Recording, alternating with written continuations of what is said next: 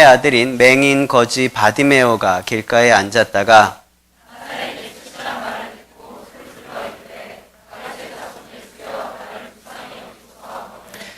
많은 사람이 꾸짖어 잠잠하라 하되 그가 더욱 크게 소리 질러 이르되 다윗의 자손이여 나를 불쌍히 여기소서 하는지라.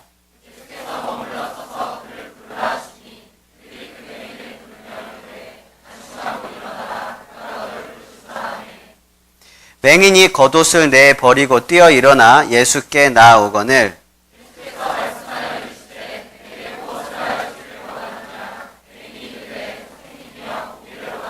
함께 했습니다. 예수께서 이르시되 가라 내 믿음이 너를 구원하였다. 그가 곧 보게 되어 예수를 길에서 따르니라. 아멘.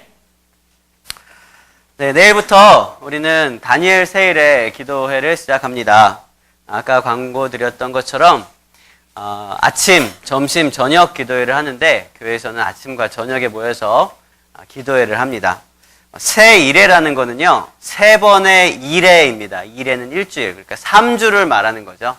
3주 동안 아침과 새벽과 저녁마다 그렇게 기도회를 하니까 여러분들이 좀 많이 기도를 하시고 결단하시고 와서 참석하시길 바라고요.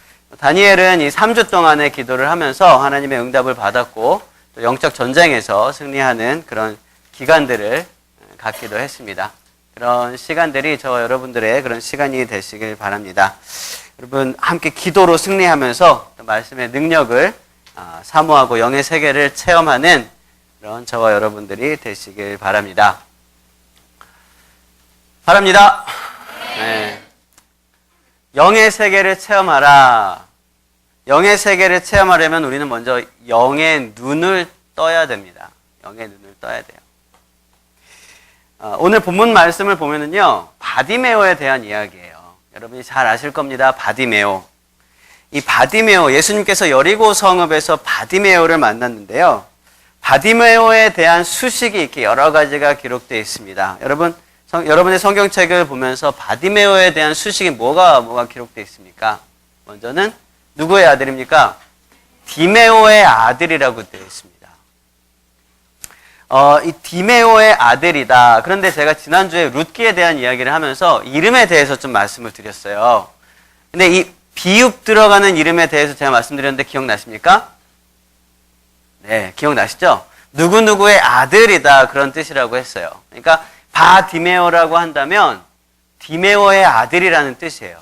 그러니까 디메오의 아들 이름이 디메오의 아들이에요. 이게 원어상으로 그런 거예요. 디메오의 아들이 이름이 디메오의 아들. 이건 무슨 말입니까? 이름이 없었다는 거예요. 이름이 없었던 거예요. 그냥 요엘이 이름이 이렇게 이름이 있어야 되는데 그냥 김태환 아들 이렇게 불렸다는 거죠. 쟤 누구야? 김태환 아들이야. 그렇게 이름이 불렸다는 거죠.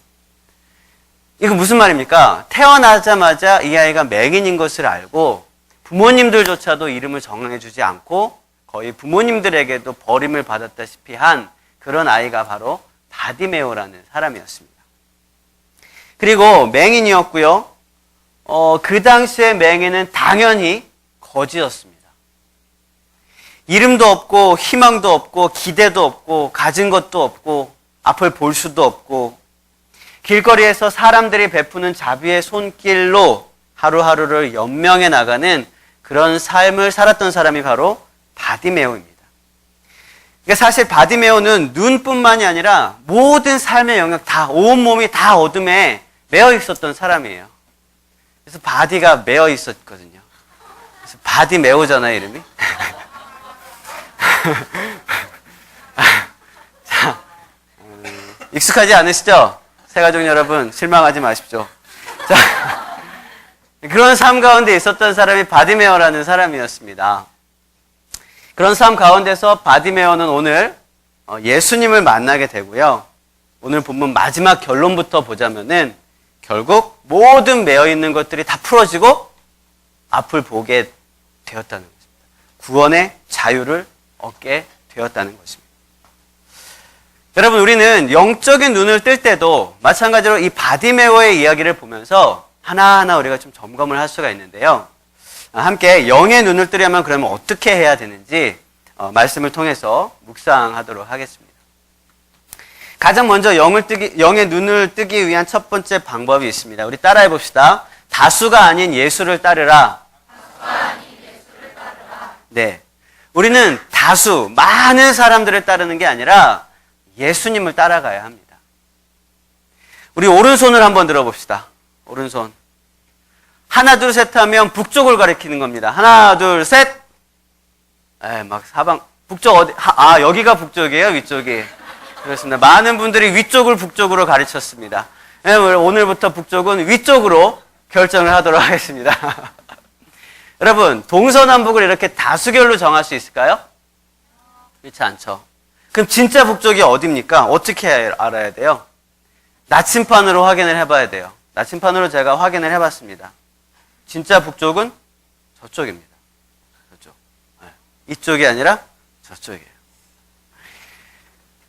여러분, 진리라는 것은요, 다수결로 결정되는 것이 아닙니다. 다수결로 진리가 결정되는 게 아니라 정확한 지침이 있어야지만 그것을 우리는 진리라고 말을 할 수가 있다는 거예요. 아무리 100명, 1000명이 북쪽을 저쪽이라고 가르쳐도 나침판을 펼쳐봤을 때 북쪽이 저쪽이면 북쪽은 이쪽입니다. 나침판이라는 확실한 지침을 가지고 있는 사람만이 정확한 방향을 알 수가 있다는 것입니다. 여러분, 이스라엘 백성들이 광야를 지나갈 때에 굉장히 많은 죄악을 저질렀는데요. 그 중에서도 으뜸이 되는 죄악이라고 한다면 아마 금송아지가 아닌가 생각을 합니다. 그런데 그때는 금송아지를 만들었을 때는 모세가 하나님을 만나기 위해 하나님의 산에 올라간 상태였습니다. 그래서 그때는 모세가 백성들 중에 없었고요. 누가 있었냐면 아론이 있었습니다. 여러분, 아론이 어떤 사람입니까? 출애굽 처음부터 시작해서 모세와 계속 함께 있었던 사람이에요. 10가지 재앙을 곁에서 다 지켜보고 수많은 기적도 체험했던 사람입니다. 하나님과 동행하고 있는 모세를 바로 곁에서 바라보면서 모세의 마음도 너무나 절실하게 잘 알고 있었던 사람이 바로 아론이었습니다. 그런데 그가 어떻게 백성들에게 그 우상덩어리인 금송아지를 딱 만들어서 내어줄 수 있었을까요? 아론은요, 그 당시 상황이 그랬습니다. 모세가 하나님을 만나려고 하나님의 산에 올라갔는데 날짜가 하루 이틀 지나고 일주일, 2주일이 지나도 내려오지 않는 거예요. 모세가 더디 내려오는 이 상황. 그리고 백성들은 막 요구하기 시작합니다. 하나님의 사람 모세가 늦게 내려옵니다. 저 사람에게 무슨 일이 생겼을지 모릅니다. 내려오다가 맹수를 만났을 수도 있습니다. 죽었을 수도 있습니다. 우리를 애굽에서 끌어낸 신을 만들어 주십시오. 라고 백성들이 요구하기 시작했습니다. 이 모든 어떤 상황 속에서 아론은요, 정확한 지침을 잃어버리고 말았습니다. 그래서 그저 많은 사람들이 원하는 대로, 백성들이 요구하는 대로 모든 금은 보화를 가지고 와라. 그래서 녹여서 그것으로 금송아지를 만들어서 그들에게 주었다는 것입니다.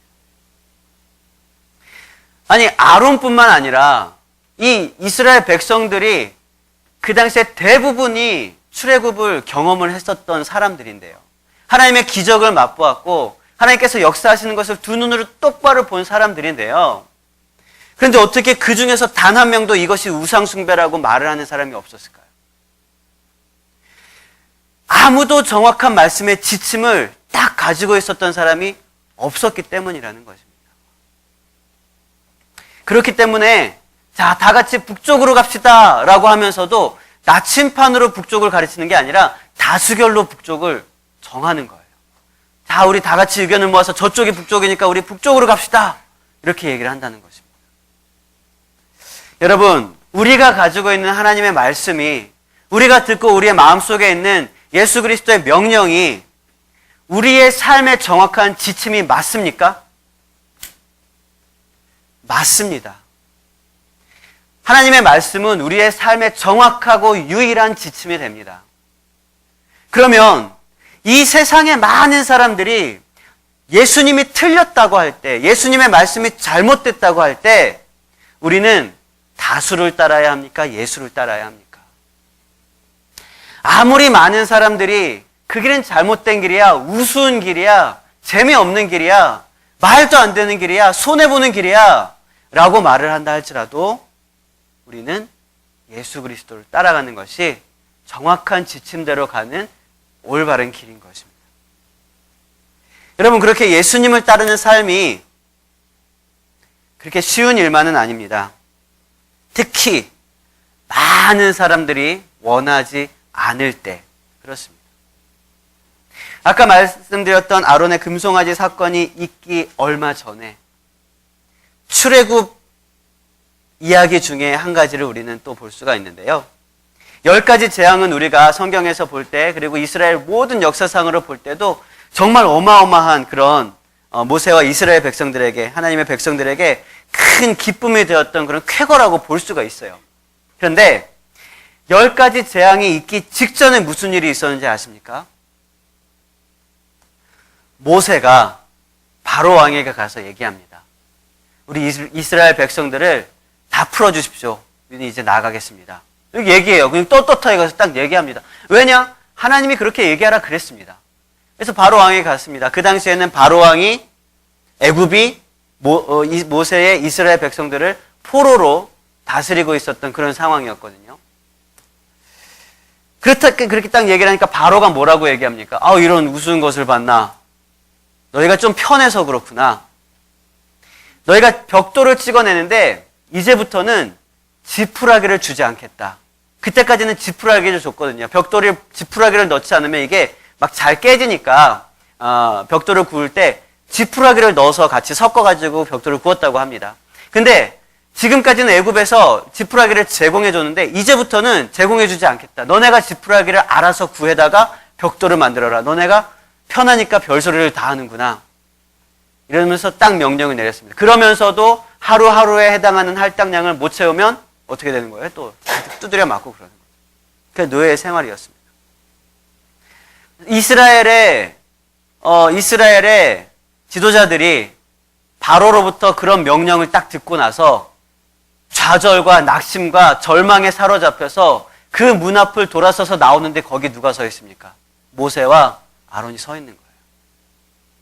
딱 보니까 무슨 상황이에요?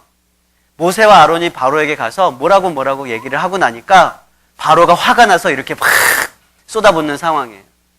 여러분, 모세가 이게 얼마나 입장이 난처했겠습니까? 자기가 막 노역을 하는 것도 아니고 자기 백성들이 자기가 얘기를 함으로써 더 큰 고생을 하게 되는 거예요. 여러분, 모세의 입장을 생각해 보셨습니까? 이게 모세가 하고 싶어서 얘기한 것도 아니고 하나님께서 명령하셔서 하나님이 하라고 말씀하신 대로 바로에게 가서 얘기를 했는데도 불구하고 이런 난처하고 애매한 상황이 막 펼쳐지게 되었다는 거죠.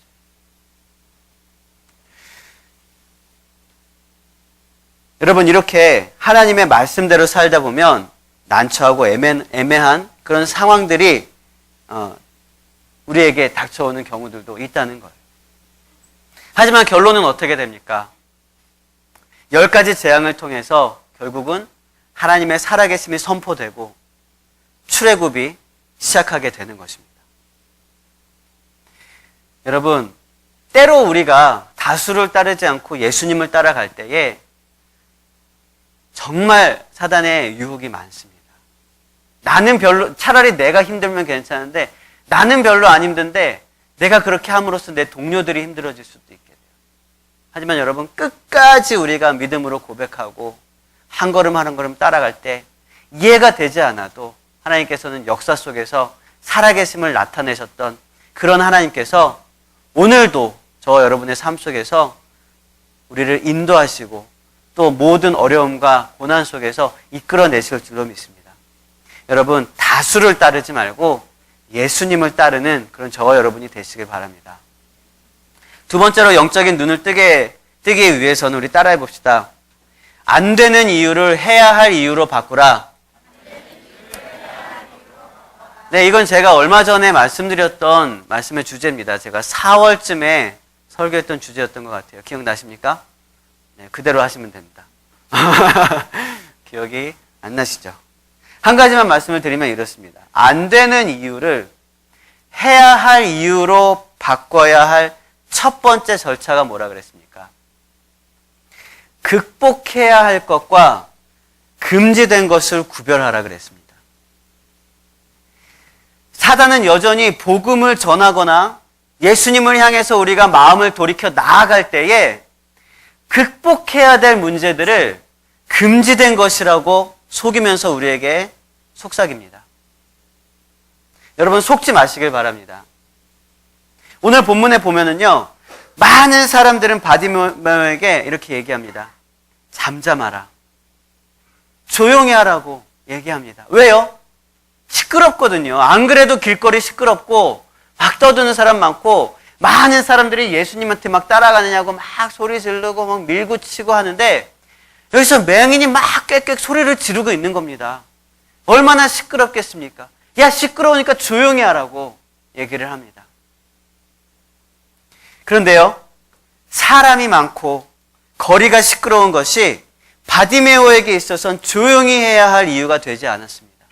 오히려 더 크게 소리를 질러야 할 이유가 된 것입니다. 왜요? 시끄러우니까요. 시끄러우니까 더 크게 소리를 질러야 되는 거였어요.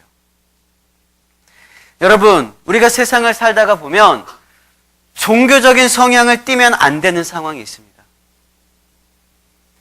우리가 말씀을 알면서도 침묵해야 되는 그런 상황이 있어요.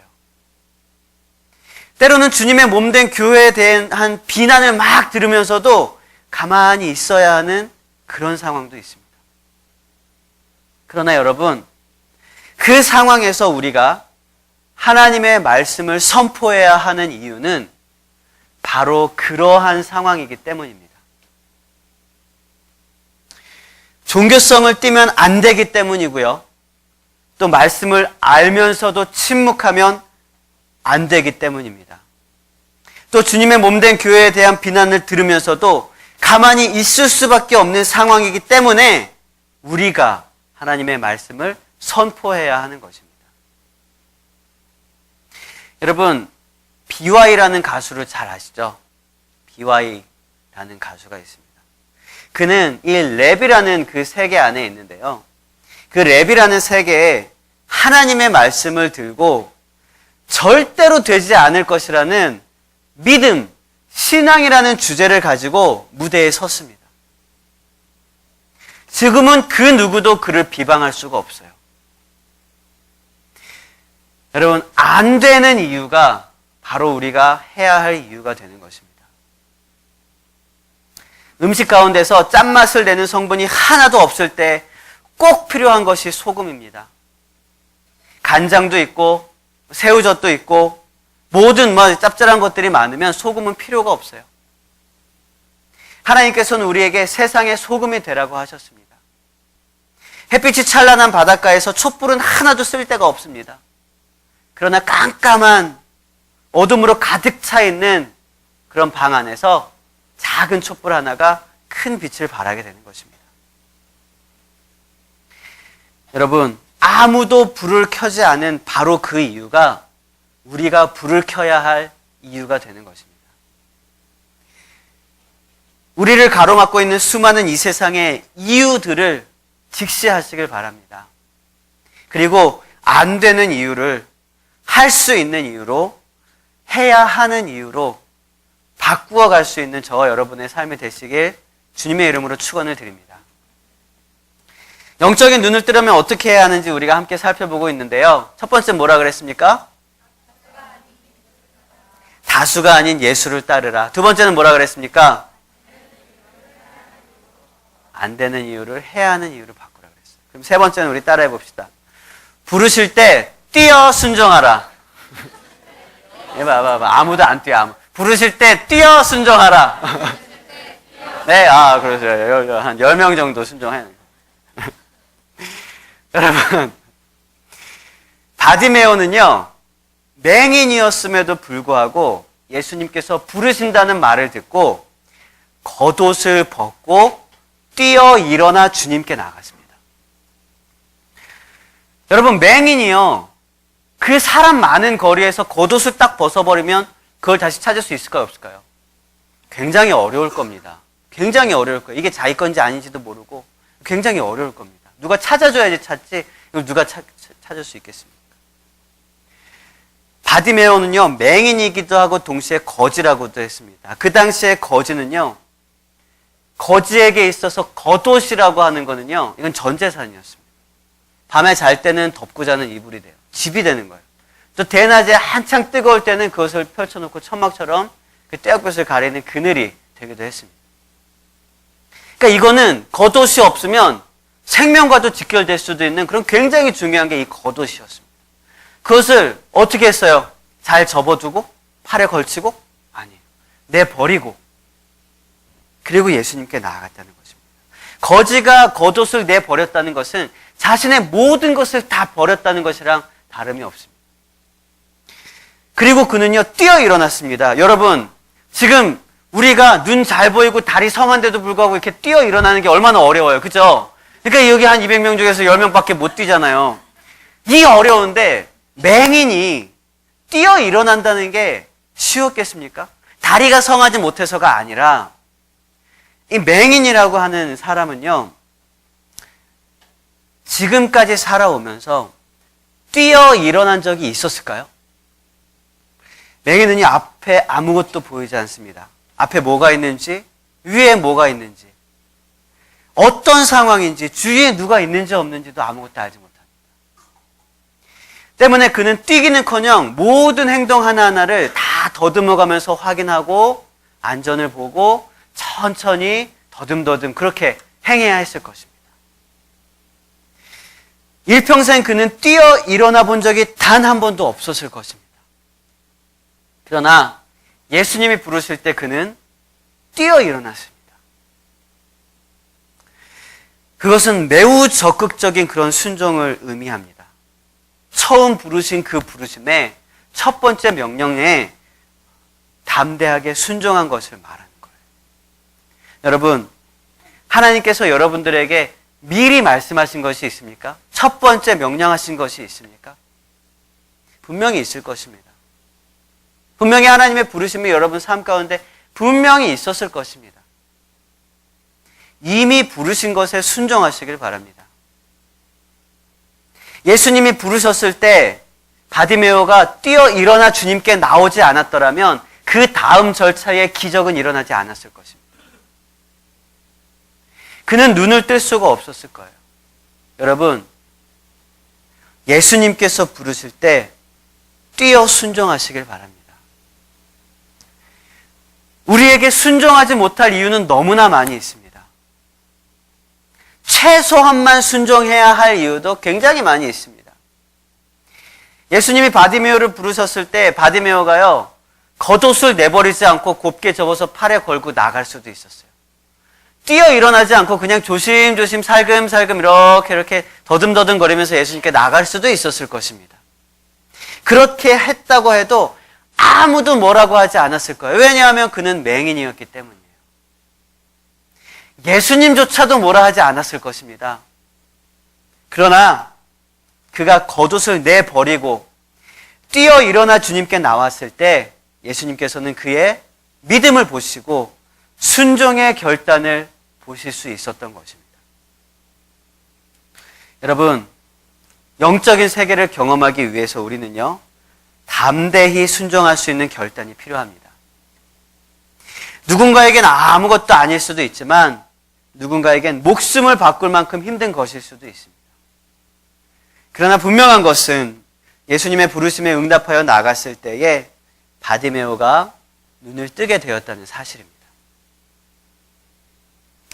바디메오가 예수님을 통해서 이름을 얻게 된 것도 아닙니다. 거지였는데 큰 재산을 얻게 된 것도 아니었습니다. 하지만 바디메오가 이름이 없고 바디메오가 거지였던 근본적인 이유는 그가 앞을 보지 못했다는 유일한 이유 하나 때문이었습니다. 여러분, 우리가 하나님께 맡겨야 할 가장 중요하고 근본적인 부분이 무엇입니까? 그것을 하나님께 내어드리고 그것을 하나님께서 회복시켜 주실 때에 우리는 비로소 영적인 세계를 경험할 수 있게 되는 것입니다. 말씀을 정리하겠습니다. 여러분, 영적인 세계를 경험해야 할 이유를 알고 계십니까? 우리가 영적인 세계를 경험하지 못하면요, 우리에게 있어서 하나님 나라의 소망, 하늘 소망은요, 뜬구름이 되고 말아요. 뜬구름이 되고 맙니다. 영적인 세계를 경험한다는 것은 지옥을 갔다 오거나 천국을 보고 오는 그런 경험을 말하는 것이 아닙니다. 이번 다니엘 세일의 기간 동안 모든 성도들이, 모든 청년들이 다 막 천국을 경험하고 막 지옥을 막 보고 오고 귀신 보고 막 그런 걸 말하는 게 아닙니다. 세상 끝날까지 함께 하시겠다던 예수님의 약속을 우리의 삶 속에서 경험하는 것입니다. 지금도 곁에서 우리에게 말씀하고 계시는 하나님의 말씀에 순종하는 것입니다. 상황이 바뀌지 않아도, 환경이 어렵고 고난에 처해 있어도 그래도 하나님의 나라에 소망을 가지고 승리할 수 있는 그런 담대한 믿음을 갖게 되는 것을 말하는 것입니다. 이게 영적인 세계를 경험하는 것입니다. 여러분, 영의 세계를 경험하시길 바랍니다. 기도의 응답들을 다 누리시길 바랍니다. 영의 세계를 경험하기 위해서 제가 말씀드렸던 부분을 정리합니다. 첫째로, 다수가 아닌 예수를 따르라 그랬습니다. 둘째로, 안 되는 이유를 해야 할 이유로 바꾸어 가라 그랬습니다. 그리고 세 번째로, 하나님께서 부르실 때 뛰어 순종하라 그랬습니다. 여러분, 하나님의 말씀에 순종함으로 우리의 모든 시선을, 우리의 모든 관점을 하나님께 맞출 수 있는 저와 여러분이 되시길 바랍니다. 영의 세계를 경험하고 하나님 나라의 소망을 실제로 품을 수 있는 그런 저와 여러분이 되시길 바랍니다. 이 시간 함께 찬양으로 고백하겠습니다. 주님을 바라봅니다. 나의 모든 시선을 주님께 내어드립니다. 순종합니다. 주님, 내 삶을 주의 역사로 채워주시옵소서. 우리 함께 찬양하시고 말씀을 붙들고 함께 기도하도록 하겠습니다.